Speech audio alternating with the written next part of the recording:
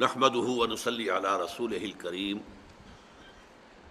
اما بعد فاعوذ بالله من الشيطان الرجيم بسم الله الرحمن الرحيم الحمد لله رب العالمين الرحمن الرحيم مالك يوم الدين إياك نعبد وإياك نستعين صدق الله العظيم رب اشرح لي صدري ويسر لي امري واحلل عقدة من لساني يفقهوا قولي اللهم ربنا الهمنا رشدنا واعذنا من شرور انفسنا اللهم ارنا الحق حقا وارزقنا اتباعه وارنا الباطل باطلا وارزقنا اجتنابه آمین یا رب العالمین۔ یہ میں عرض کر چکا ہوں کہ سورہ فاتحہ کا اگر ہم تجزیہ کریں تو اگرچہ آیات تو 7 ہیں اس کی، اور ظاہر بات ہے کہ 7 اگر آیات ہیں تو چوتھی آیت مرکزی بنتی ہے، 3 پہلے 3 بعد میں۔ دوسری بات یہ ہے کہ گرامر کی روح سے پہلی 3 آیتیں مل کر ایک ہی جملہ بنتا ہے، اللہ کی حمد و ثنا پر مشتمل۔ دوسری آیت جو ہے، جو اس وقت ہمارا موضوع ہے، یہ اگرچہ ایک آیت ہے لیکن اس میں جملے 2 ہیں۔ ایاک نعبد و ایاک نستعین، اے رب ہم صرف تیری ہی بندگی کرتے ہیں اور کرتے رہیں گے، اور صرف تجھ ہی سے مدد مانگتے ہیں اور مانگتے رہیں گے۔ یہاں پر اصل میں اب توحید جو ہے وہ توحید نظری، توحید فکری، توحید فی العقیدہ، اس سے آگے بڑھ کر توحید عمل۔ ایک تو یہ کہ اب وہ نظری اور فکری توحید سے آگے بڑھ کر یہاں توحید عملی سامنے آئی۔ نمبر 2 یہ کہ ابھی تک کلام ہو رہا تھا غیاب میں، الحمدللہ رب العالمین الرحمن الرحیم مالک یوم الدین، خطاب نہیں تھا، اب خطاب آ گیا، ایاک نعبد و ایاک نستعین۔ پہلے جیسے کہ ایک غیب میں بات ہو رہی تھی، اب رو در رو آ کر براہ راست جو ہے خطاب کی بات ہو رہی ہے۔ اس سے مجھے یاد آیا علامہ اقبال نے جو ان کا ایک لیکچر ہے دی میننگ آف پریئر ان اسلام، اس میں بڑی خوبصورت بات کہی ہے۔ یہ پریئر جو ہے، دعا، یہ کیا ہے؟ انائے صغیر کا انائے کبیر کے روبرو ہو جانا، when you come face to face۔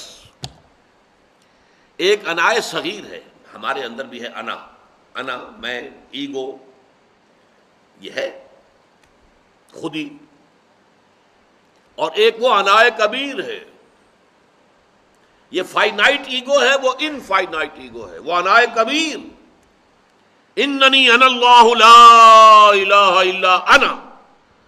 یہ جو اللہ تعالیٰ کی انائے کبیر ہے، جس طرح سورہ طٰہٰ کی اس آیت میں سامنے آئی ہے، میرا سر جھک جاتا ہے اس آیت کو پڑھتے ہوئے، جس قدر عظمت کے ساتھ اللہ نے اپنے لیے کہا ہے، اننی انا اللہ لا الہ الا انا۔ وہ انائے کبیر اور ہماری چھوٹی سی انا، یہ انائے صغیر جب انائے کبیر کے رو در رو ہوتی ہے، فیس ٹو فیس آتی ہے۔ یہی وجہ دیکھیے کہ نماز کا آغاز ہوتا ہے، انی وجہت وجہی للذی فطر السماوات والارض حنیفا، میں نے اپنا رخ کر لیا ہے، ہر طرف سے منقطع کر کے اپنے تعلق اور توجہ یکسر کر دی ہے اس ذات پر کہ جس نے کائنات کو پیدا کیا، آسمانوں اور زمین۔ تو یہ ہے در حقیقت اب یہاں پر جیسا کہ میں نے عرض کیا کہ ایک تو غیاب سے حضور کی طرف اور خطاب کے ساتھ بات ہو رہی ہے۔ اب اس میں نوٹ کیجئے، نعبدو کا اصل جملہ عربی میں یہ بنتا ہے، نعبدو کا، اور میں نے 2 ترجمے کیوں کیے؟ ہم تیری ہی بندگی کرتے ہیں اور کرتے رہیں گے، تجھ ہی سے مدد چاہتے ہیں اور چاہتے رہیں گے، اس لیے کہ عربی زبان میں فعل مضارع جو ہے وہ حال اور مستقبل دونوں کو کور کرتا ہے۔ نعبدو کا، ہم تیری ہی بندگی کرتے ہیں، پرستش کرتے ہیں، اور ہم تیری ہی بندگی کرتے رہیں گے اور پرستش کرتے رہیں گے۔ لیکن اس میں حصر کا مفہوم پیدا کرنے کے لیے صرف تیری ہی بندگی کرتے ہیں اور کرتے رہیں گے، اور صرف تیری ہی بندگی کرتے ہیں اور مدد چاہتے ہیں اور چاہتے رہیں گے، تو یہاں پہ کا جو کہ مفعول کی ضمیر تھی اسے مقدم کیا ایاک نعبد و ایاک نستعین، ہم صرف اور صرف تیری ہی بندگی کرتے ہیں اور کرتے رہیں گے، اور صرف تجھ ہی سے مدد چاہتے ہیں اور چاہتے رہیں گے۔ اب میں جو دو لفظ بول رہا ہوں اس عبادت کے مفہوم کو ادا کرنے کے لیے اس کی حقیقت کو سمجھیے۔ ایک ہے پرستش، ایک ہے بندگی۔ عبادت ان دونوں سے مرکب ہوتی ہے۔ پرستش میں اصل شے کیا ہوتی ہے؟ کسی ہستی سے محبت ہونا، کسی کی عظمت کسی اعتبار سے دل میں گھر کر جائے۔ اب ویسے تو ایکٹروں اور ایکٹریسوں کے بھی پرستار ہوتے ہیں، اور وہ پرستاری کے لفظ استعمال ہوتے ہیں ان کے لیے۔ اسی طریقے سے وطن پرست، قوم پرست، اب یہ بھی پرستش ہے۔ جاہ پرست، مال پرست، دولت پرست، یہ بھی پرستش ہے۔ یہ ہے ایک ایسپیکٹ۔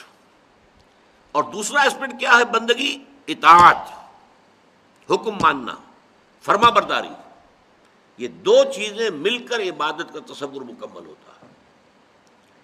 عبد، بندہ، غلام، اور یہ جو ریلیشن شپ تھا آقا اور غلام کا، جو آج ہم تصور نہیں کر سکتے کہ وہ کیا تھا۔ یہ جو بھی قومیں حاکم ہوتی ہیں، قومیں محکوم ہو جاتی ہیں، اس کے اندر اس کی آپ کو جھلک نظر نہیں آ سکتی، یا امپلائر امپلائی ریلیشن شپ میں وہ بات سامنے نہیں ہے۔ غلام تو ہمہ وقت، ہمہ تن، ہمہ وجوہ اپنے آقا کی مرضی کا پابند تھا۔ آپ اگر کہیں کام کرتے ہیں، امپلائی ہیں، 8 گھنٹے آپ نے کام کیا، 9 گھنٹے آپ فارغ ہیں۔ آپ کا چپڑاسی ہے، وہ آپ کے دروازے پر کھڑا ہے، بواب ہے، الیکشن آتا ہے تو اس کا بھی ایک ووٹ ہے، آپ کا بھی ایک ووٹ ہے، یو آر ایکول، کوئی فرق نہیں۔ لیکن غلام اور آقا، اللہ اللہ، وہ تو مالک ہے، اور جو بھی کچھ اس نے دے دیا اپنے غلام کو وہ اس کی ملکیت نہیں بنتا۔ کوئی کوٹھڑی دے دی ہے کہ تم اس میں رات کو سو جایا کرو تو وہ اس کوٹھڑی کا مالک نہیں بن گیا۔ کوئی چارپائی دے دی ہے کہ اس پر لیٹ جایا کرو تو وہ چارپائی کا مالک نہیں ہے۔ وہ کسی بھی وقت حکم کی سے نافرمانی نہیں کر سکتا۔ وہ یہ نہیں کہہ سکتا، فرض کیجئے آپ نے کسی کو اپنے ہاں رکھا ہے ایک باورچی کے اعتبار سے، خانسامہ کے اعتبار سے، اگر آپ کبھی کہتے ذرا جانا وہ ٹوائلٹ میرا صاف کرانا، وہ صاف کہہ دے گا جناب میں آپ کا باورچی ہوں، خانسامہ ہوں، ٹوائلٹ صاف کرنے کے لیے میں نے ملازمت نہیں کی۔ غلام نہیں کہہ سکتا۔ جو حکم ملے، نہ وقت کی پابندی ہے نہ کسی کام کی پابندی ہے، جس وقت جب چاہے جو حکم چاہے وہ دے دے اور اس کی اطاعت کر دے۔ یہ کامل بندگی اس کا نام ہے، عبدیت۔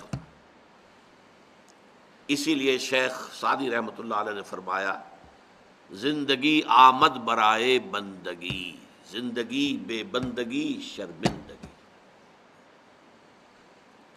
کسی زمانے میں مسجدوں میں یہ شعر لکھے ہوتے تھے، روز محشر کے جاں گداز بود، اولی پرسش نماز بود۔ اب تو سٹائل کچھ مختلف بن گیا ہے، یہ شعر تو بڑے دقیانوسی ہو گئے، ویسے بھی فارسی جانتا کون ہے، پہچانتا کون ہے، زمانہ بدل گیا۔ لیکن پہلے مسجدوں کے اندر یہ اشعار، زندگی آمد برائے بندگی، وما خلقت الجن والانس الا لیعبدون، میں نے جنوں اور انسانوں کو پیدا ہی اس لیے کیا کہ میری بندگی کرے، میری اطاعت کرے۔ اس عبادت کے بارے میں 3 تصورات کو اچھی طرح سمجھ لیجئے۔ ایک تصور جو ہمارے عوام کا ہے، عوام الناس، جہلا، عبادت سے مراد کیا ہے؟ نماز، روزہ، حج، زکوٰۃ، اللہ اللہ خیر صلی اللہ، چند ریچولز، چند رسومات جنہیں مراسم عبودیت کہا جائے گا، ان کے اوپر ان کا پورا تصور عبادت جو ہے اسی پر مشتمل ہے، اس سے آگے کا تصور ہی نہیں۔ لیکن الحمدللہ ثم الحمدللہ، یہ جو 20ویں صدی عیسوی میں تحریکیں اٹھی، جو احیائی تحریکیں، ریوائولسٹ موومنٹس، انڈونیشیا سے چلیے مخزومی پارٹی، ہندوستان میں جماعت اسلامی، مصر میں الاخوان المسلمون، ایران میں فدائیین، ترکی میں سعید نورسی وغیرہ وغیرہ، ان تحریکوں نے ایک کام کیا ہے، بہت بڑا کام کیا ہے، کہ جنہوں نے اس تصور عبادت سے اٹھا کر تصور عبادت کو یہاں تک وہ لے آئے ہیں کہ عبادت نام ہے کامل اطاعت کا، پوری زندگی میں اطاعت، ہر گوشے میں، ہر شعبے میں جو اللہ کا حکم ہے اس کو بجا لانا، اس کے مطابق زندگی گزارنا، عبادت اس کا نام ہے۔ یہ ہمہ وقت ہے، ہمہ تن ہے، ہمہ وجوہ ہے، پوری زندگی پر پھیلی ہوئی، چھائی ہوئی۔ البتہ اس میں بھی بعض اعتبارات سے ابھی کمی ہے۔ یہ جو میکینیکل پروسیس ہے، میکینیکل اطاعت، اوبیڈینس، صرف اس کو عبادت نہیں کہیں گے جب تک کہ اس میں محبت کی شیرینی شامل نہ ہو چکی ہو۔ اللہ تعالیٰ کی محبت کے جذبے سے سرشار ہو کر اللہ کی ہمہ تن ہمہ وقت بندگی کرنا، یہ عبادت ہے۔ امام ابن تیمیہ، امام ابن قیم رحمہم اللہ، انہوں نے اسے خوب واضح کیا ہے۔ العبادت و تجمع اصلین، عبادت دو چیزوں کے جمع ہونے سے وجود میں آتی ہے۔ غایت الحب، انتہائی محبت اللہ کی ذات کے ساتھ، مع غایت الذل والخضوع، اس کے ساتھ حد درجے میں اللہ کے سامنے اپنے آپ کو بچھا دیا جائے، سر تسلیم خم ہے جو مزاج یار میں آئے۔ یہ دو چیزیں جمع ہوں گی تو یہ عبادت بنے گا۔ اچھا، یہ بات میں پہلے واضح کر چکا ہوں۔ دیکھیے، یہ چیزیں ہیں دین کی حکمت، دین کا فلسفہ۔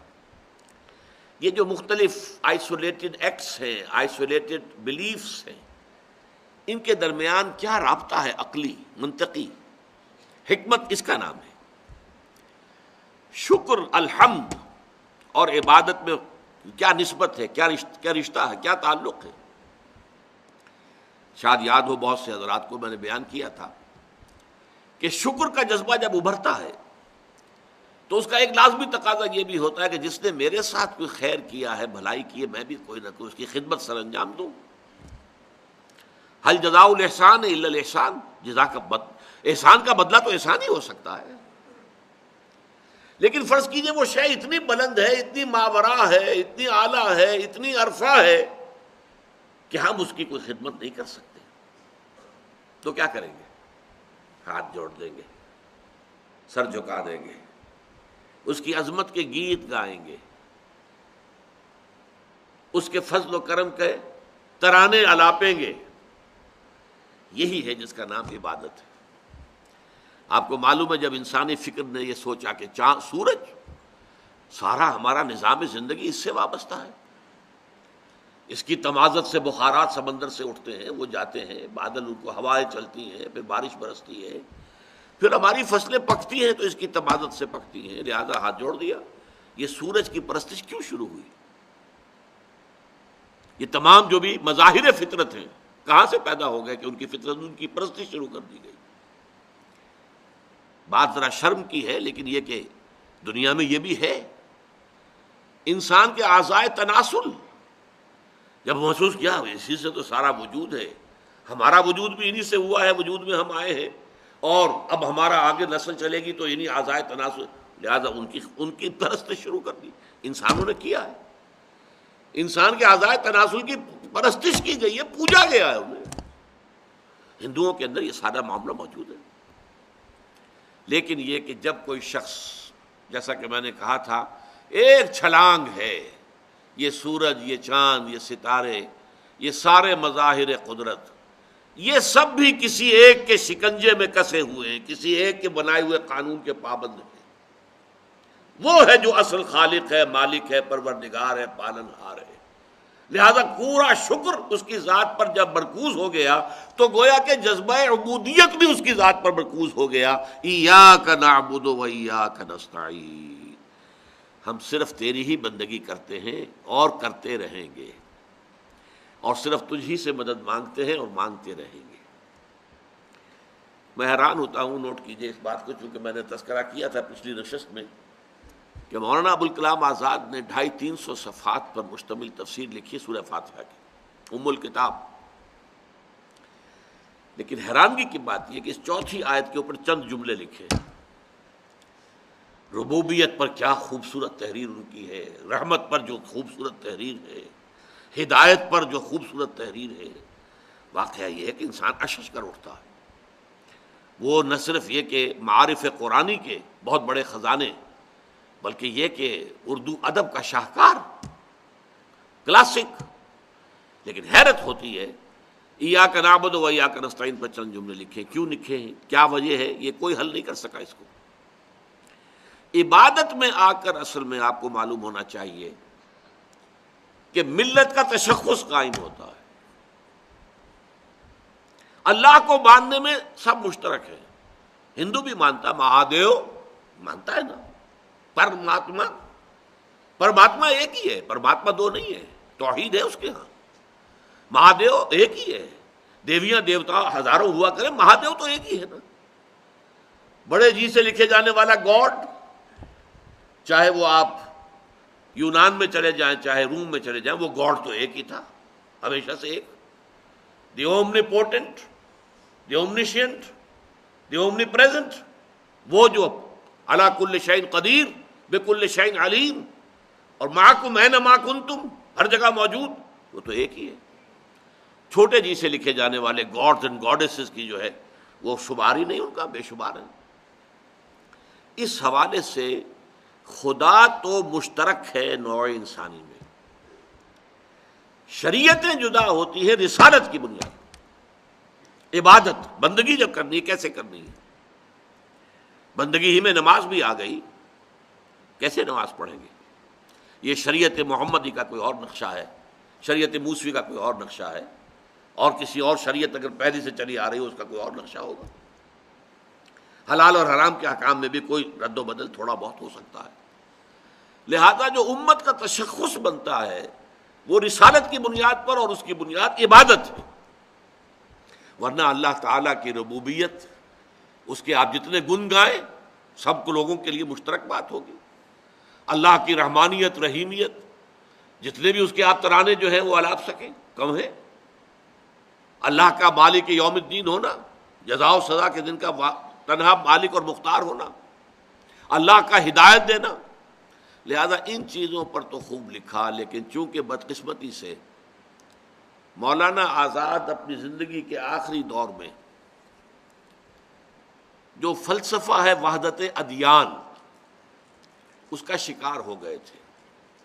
گاندھی کے زیر اثر، گاندھی کی شخصیت بہت زوردار تھی، اس اعتبار سے اس کے زیر اثر آ کر وحدت ادیان، یعنی وہ فتنہ جو اس سے پہلے اکبر نے شروع کیا تھا، دین الہی، الہ تو ایک ہے نا، اسے رام کہو رحمان کہو کیا فرق پڑتا ہے؟ ہاں وہ شریعت محمدی، اس کا دور ختم ہو گیا، 1000 سال کے لیے تھی وہ شریعت محمدی ختم ہو گئی۔ اب جو ہے اس نے کچھ ہندو مت، کچھ اسلام، کچھ اور کسی کو بدھ مت، ان سب سے کچھ چیزیں لی اور ہاون دستے میں ڈالا اور کوٹ کوٹ کر ایک اس کو صفوف بنایا، اور وہ ہو گیا دین الہی یا دین اکبری۔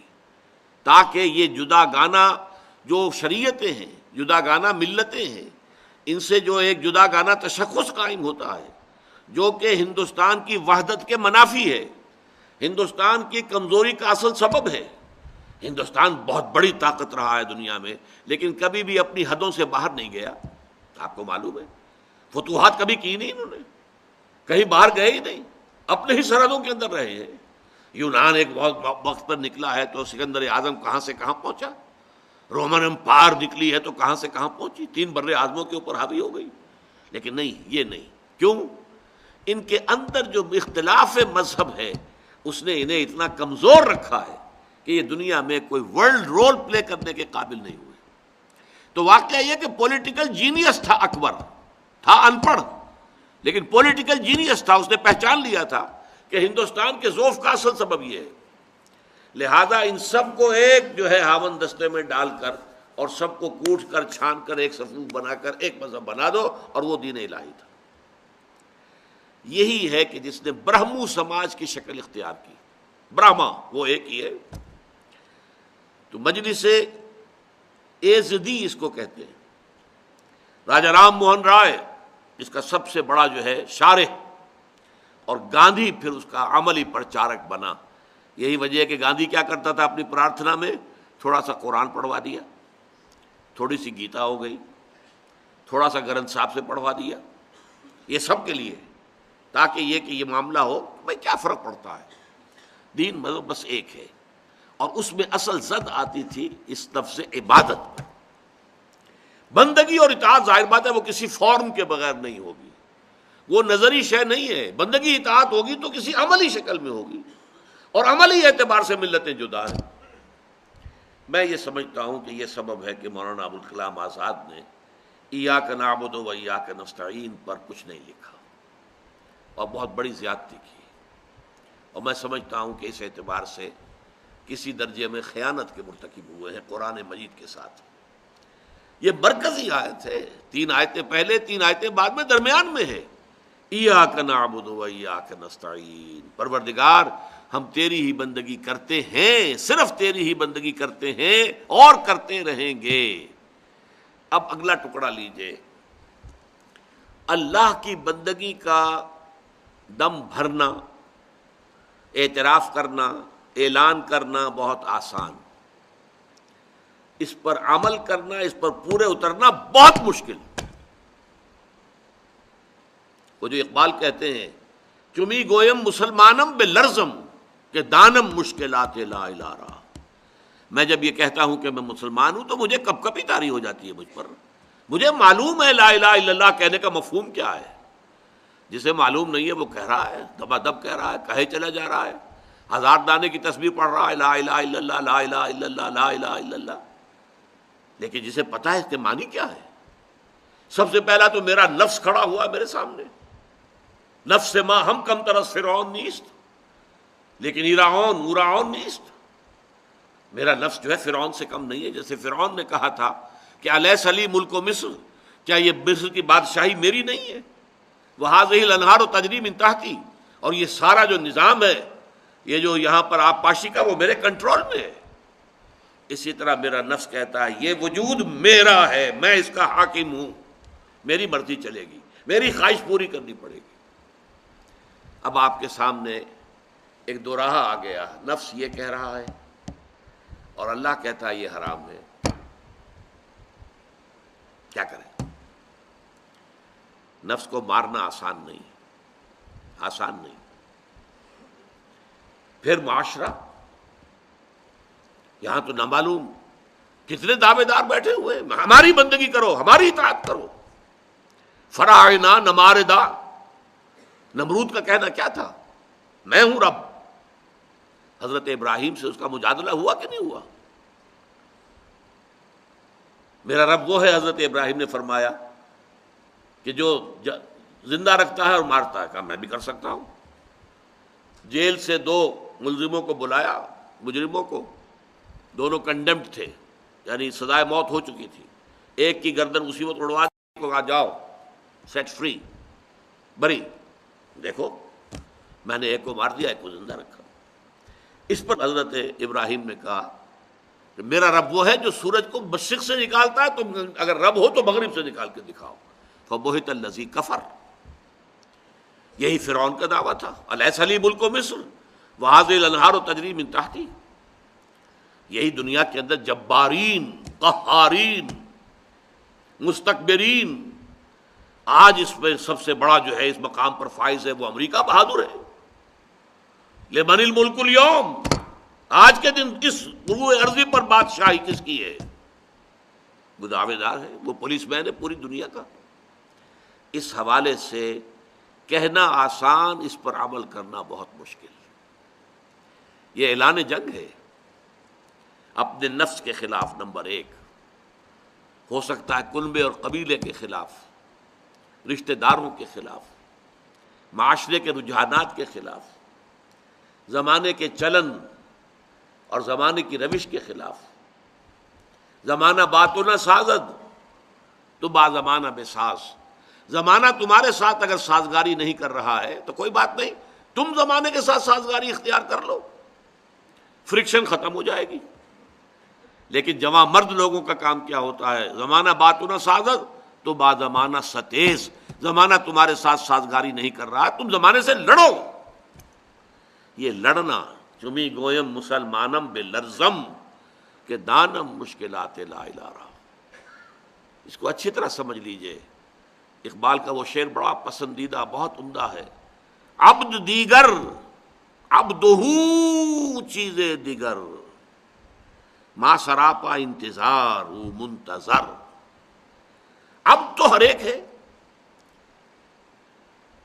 ہماری بندگی اللہ کی بھی ہے تو جزوی ہے، کچھ بندگی ہماری نفس کی ہے، کچھ بندگی زمانے کے رواج اور چلن کی ہے، فیشن کی ہے، کچھ بندگی اس نظام باطل کی ہے، کفر کا نظام، من لم یحکم بما انزل اللہ فاولئک هم الکافرون، یہ کافرانہ نظام ہے جو ہمارے سروں پر مسلط ہے، ہم اس کی بندگی کر رہے ہیں، الا یہ کہ اس کے خلاف ایک ریزنٹمنٹ ہو، اس کے خلاف ایک ریزسٹنس جو ہے پیدا ہو جائے، دل کے اندر سے ابھرے، زبان پر آئے، اور پھر قوت کے ذریعے سے، طاقت کے ذریعے سے اس نظام باطل کو ختم کرنے کے لیے عزم اور ارادہ موجود ہو، وہ مستثنا ہو جائیں گے۔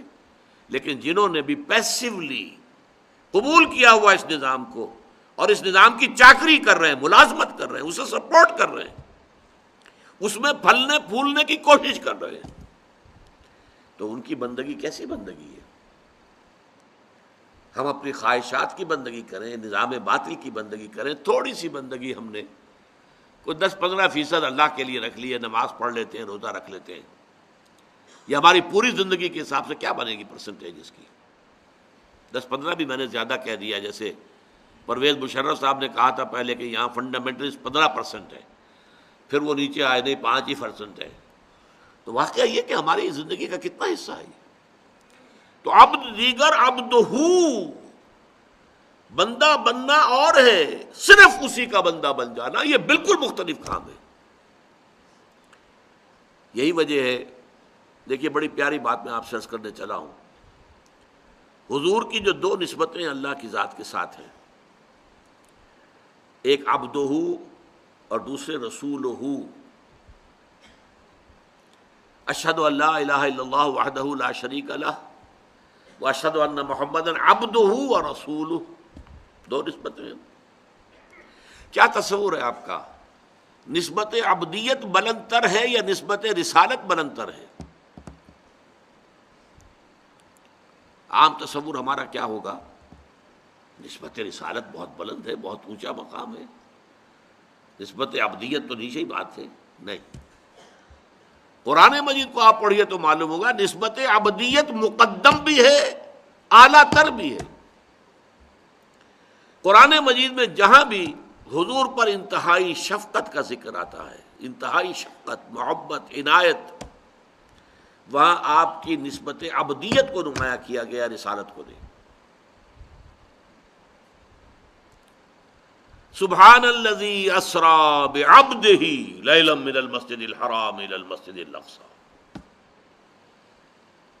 پاک ہے وہ ذات جو لے گئی اپنے بندے کو راتوں رات مسجد حرام سے مسجد اقصی تک۔ رسول کا لفظ نہیں آیا یہاں، اسریٰ برسول ہی بھی ہو سکتا تھا، نہیں، سبحان الذی اسری بعبدہ لیلا من المسجد الحرام الی المسجد الاقصی۔ سورہ کہف شروع ہو رہی ہے، پھر دیکھیے یہ دونوں جو حکمت قرآنی کے 2 عظیم ترین خزانے ہیں قرآن مجید کے وسط میں، سورہ بنی اسرائیل اور سورہ کہف۔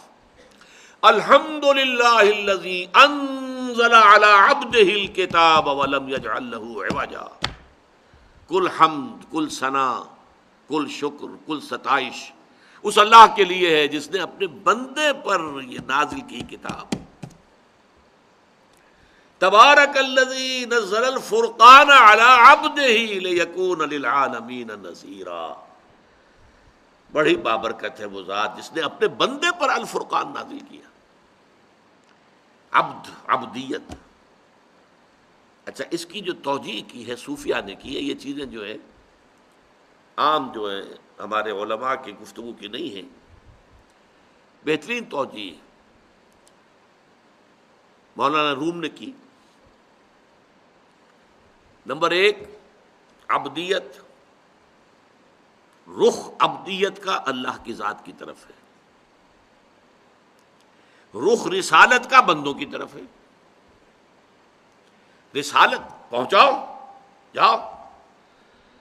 اب ایک وہ مقام تھا، حضرت موسیٰ علیہ السلام کا تصور کیجئے، اللہ تعالیٰ کے ساتھ ہم کلام ہو رہے ہیں، لذت کلام، اللہ سے سرگوشی ہو رہی ہے، اس سے اونچا مقام کیا ہوگا؟ ہے بھی کوہ طور کی چوٹی پر، کہا جاتا ہے اذهب الى فرعون انه طغى، جاؤ فرعون کی طرف جاؤ، وہ بڑا سرکش ہو گیا ہے۔ اب جب اس حضوری سے جا رہے ہیں تو اب پشت ہو گئی نا اس کی، ذات باری کی طرف کیا ہے اب؟ پشت۔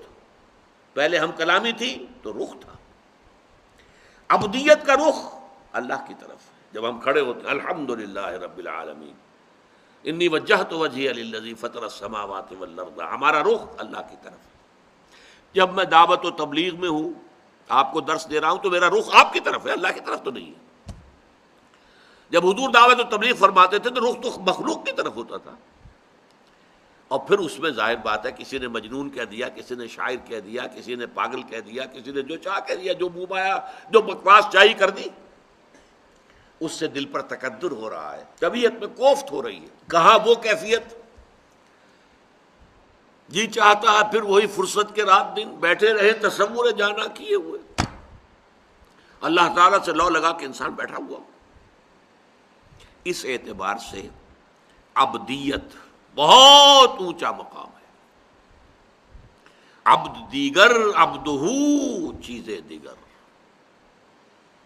ما سراپا انتظار منتظر، ہم تو سراپا انتظار ہے کہ کبھی اللہ تعالیٰ کی طرف سے کوئی تجلی ربانی کی کوئی کرن ہمارے لیے بھی روشن ہو جائے، ہمیں بھی کوئی تجلی حاصل ہو جائے۔ ہم تو خیر اس کی بھی کوئی تمنا اور آرزو اپنے پاس نہیں رکھتے، اس کے لیے کوئی کوشش نہیں کرتے۔ جن لوگوں کی کوشش ہوتی ہے، فجاہد فی خلواتک، ابن سینا کہتا ہے اگر تم کو چاہتے ہو کہ اللہ تعالیٰ کے ساتھ کوئی رابطہ ہو، فجاہد فی خلواتک، اپنی خلوتوں میں، اپنی تنہائیوں میں مجاہدہ کرو، فلعل شعشعۃ تلمع لک، ہو سکتا ہے کبھی کوئی کرن تمہیں بھی نظر آ جائے۔ یہ تو ہمارا مقام ہے۔ اور اس عبدہو کا مقام کیا تھا؟ ان کے استقبال کی تیاریاں ہو رہی تھی ساتویں آسمان پر، منتظر تھے۔ یہ نوٹ کر لیجئے، منتظر کہتے ہیں انتظار کرنے والے کو، اور منتظر کہتے ہیں جس کا انتظار کیا جا رہا ہو، مفعول ہے۔ اسی لیے شیعہ حضرات جو ہیں امام منتظر کہتے ہیں حضرت مہدی کو، امام منتظر، جامعہ المنتظر ہے یہاں پر جو ہے ماڈل ٹاؤن میں، تو المنتظر وہ ہے جس کا انتظار کیا جا رہا ہے، المنتظر وہ ہے جو انتظار کر رہا ہے۔ ما سراپا انتظار، ہم تو منتظر ہی رہتے ہیں کہ کبھی اللہ کی کوئی عنایت ہو جائے، کوئی کرن ہمارے لیے بھی جگمگا اٹھے، اور ان کا انتظار کیا جا رہا تھا شب معراج میں۔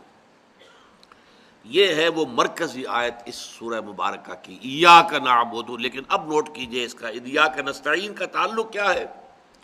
میں عرض کر رہا تھا انتہائی مشکل کام ہے، یہ اتنا بڑا وعدہ ہے، اتنا بڑا کووننٹ ہے، اتنا بڑا میثاق ہے، اتنا بڑا عہد نامہ ہے کہ آدمی کرتے ہوئے کانپتا ہے۔ چمی گویم مسلمانم بلرزم کہ دانم مشکلات لا الہ رہا، فوراً دامن پکڑتا ہے کس کا؟ وَإِيَّاكَ نَسْتَعِينُ، پروردگار تجھی سے مدد چاہتے ہیں۔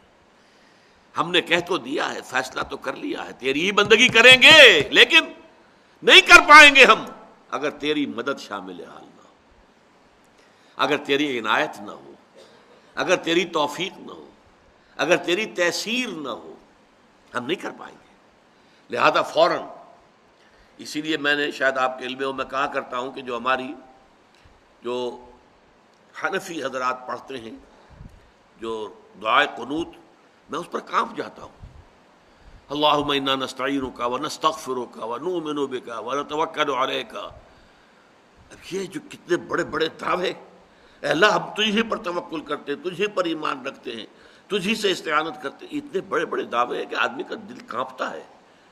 اگر وہ واقعتاً جو ہے اپنے آپ کو بھی دیکھ رہا ہو کہ میں کہاں کھڑا ہوں، میری حیثیت کیا ہے، کتنا کچھ توکل میرا اللہ تعالیٰ کی ذات پر ہے، تو آدمی ڈرتا ہے، کانپتا ہے۔ اس سے وہ جو اہل حدیث حضرات پڑھتے ہیں اللہم اہدنا فیمن ہدیت وعافنا فیمن عافیت وتولنا فیمن تولیت، یہ دعا ہے، اے اللہ ہمیں عافیت بخش دے، ہمیں ہدایت بخش دے۔ وہ تو کوئی حرج نہیں اس کے کہنے میں، دعا جتنی چاہو مانگو، اللہ سے جتنا چاہو مانگو، وہاں کوئی سی لمٹ کی ضرورت ہی نہیں، لیکن یہ دعوے کرنا انا نستعینک ونستغفرک ونؤمن بک ونتوکل علیک ونثنی علیک الخیر ونشکرک ولا نکفرک ونخلع ونترک من یفجرک، کتنا بڑا دعویٰ ہے۔ جو بھی تیری نافرمانی کرتا ہے ہم اس سے تعلق منقطع کر لیتے ہیں۔ کتنے لوگ ہیں جو تعلق منقطع کرتے ہیں؟ ہماری دوستیاں جوں کی توں رہتی ہیں، ہماری محبتیں جوں کی توں رہتی ہیں، ہماری مجلس آرائیاں جوں کی توں رہتی ہیں۔ فساق بھی ہیں، فجار بھی ہیں، اللہ کے احکام کو توڑنے والے بھی۔ نخلع و نترک من یفجرک، اے اللہ ہم چھوڑ دیتے ہیں، قطع تعلق کر لیتے ہیں ان سب سے جو تیرے احکام کی نافرمانی کرے۔ کون ہے جو آج اس کے اوپر پورا اترتا ہو؟ بالکل وہی بات یہاں ہے، ایاک نعبد و ایاک نستعین۔ پروردگار یہ بہت بڑا دعویٰ ہے جو ہم نے کر دیا، بہت بڑا عہد اور میثاق کیا ہے۔ یہ کووننٹ جس کو کہا جاتا ہے، کووننٹ ہے، یہ میثاق ہے۔ الذی واثقکم بہ، اللہ تعالیٰ نے تمہیں جکڑ لیا ہے ایک میثاق کے اندر، ایک عہد کے اندر۔ اس عہد کو تم تازہ کرتے ہو ہر رکعت، نماز کی ہر رکعت میں، ایاک نعبد و ایاک نستعین، and this is the crux of the matter. الحمد للہ رب العالمین الرحمن الرحیم مالک یوم الدین ایاک نعبد و ایاک نستعین، یہ اللہ کی حمد و ثنا ہے، جتنی چاہو کر لو، لیکن تیری ہی بندگی کرتے ہیں اور کریں گے۔ یہ بہت بڑا دعویٰ ہے، بہت بڑا اقرار ہے، بہت بڑا کووننٹ ہے، بہت بڑا میثاق ہے، بہت بڑا عہد ہے۔ اس میں ہم اے اللہ پورے نہیں اتر سکیں گے مگر تیری مدد سے، تیری تائید سے، تیری توفیق سے، تیری تحصیل سے۔ ایاک نستعین، یہ استعانت کے اندر بھی حصر آ گیا ہے۔ یہ توحید کا، عملی توحید کا دوسرا رخ ہے۔ عملی توحید کا ایک رخ اللہ ہی کی بندگی، اللہ ہی کی اطاعت۔ لا طاعت لمخلوق فی معصیت الخالق، مخلوق میں سے کسی کی بھی اطاعت نہیں ہوگی جس میں کہ اللہ تعالیٰ کی معصیت لازم آ رہی ہو۔ دوسرا رخ، کسی سے کچھ نہیں مانگنا سوائے اللہ کے۔ تھوڑا سا فرق ہے، ایک ہے مادی طور پر استعانت طلب کرنا، میں آپ سے کہوں ذرا مجھے پانی پلا دیجیے، مجھے معلوم ہے وہاں پانی ہے، گھڑا ہے، رکھا ہے، کچھ اور ہے، وہاں جائیں گے پانی لے آئیں گے۔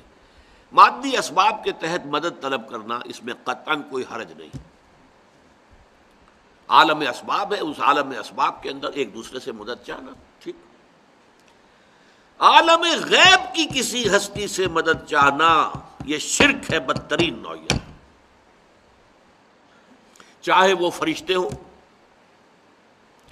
اب دیکھیے یہ تو اختلاف ہو جائے گا، روح عبد القادر جیلانی رحمۃ اللہ علیہ یہاں آ سکتی ہے یا نہیں آ سکتی، میں نہیں اس بحث میں پڑھنا چاہتا، آ سکتی ہے یا نہیں آ سکتی، چھوڑ دیجئے۔ فرشتے تو موجود ہیں، اس میں کوئی اختلاف ہے؟ کرامن کاتبین تو ہیں، فرشتے تو اس وقت ہیں، گھیرے ہوئے ہیں ہماری اس محفل کو۔ وہ حدیث میں نے پہلے بھی آپ کو سنائی تھی، مجتمع قوم فی بیت من بیوت اللہ یتلون کتاب اللہ ویتدارسونہ بینہم الا نزلت علیہم السکینہ وغشیتہم الرحمہ وحفتہم الملائکہ وذکرہم اللہ فی من عندہ او کما قال صلی اللہ علیہ وسلم۔